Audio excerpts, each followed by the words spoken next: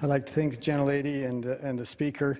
At its heart, this rule is about one thing.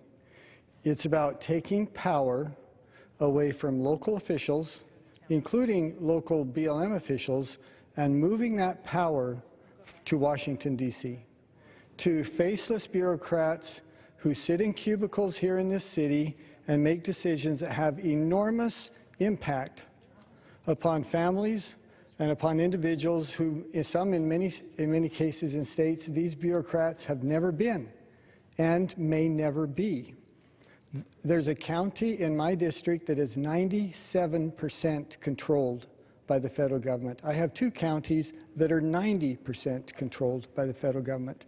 And so many of the decisions that are made that impact these counties and these families are made in Washington rather than at the local level. And that's what we're here today to talk about, this egregious consolidation in power by D.C. bureaucrats. And the Bureau of Land Management's final rule is exactly that, a snapshot of everything that's wrong with the previous administration.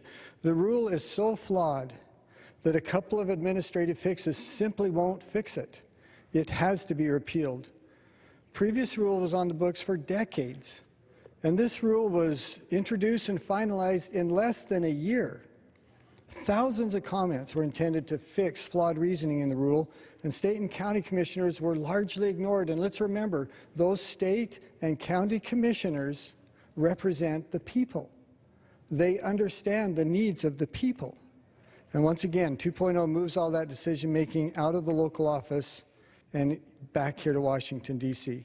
These D.C. bureaucrats, they don't have the on-the-ground knowledge of the situation. They don't know the land. They don't know the needs of the county, and they don't know the people.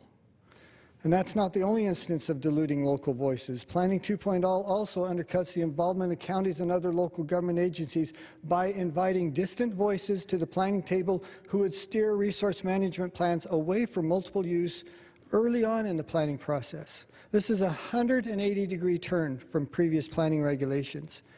And not only did 2.0 dilute local control, it also dilutes real local impacts. And let me explain what that means. When you look at local impacts, instead of looking at the actual communities around where these decisions are being made, they can look out very broadly.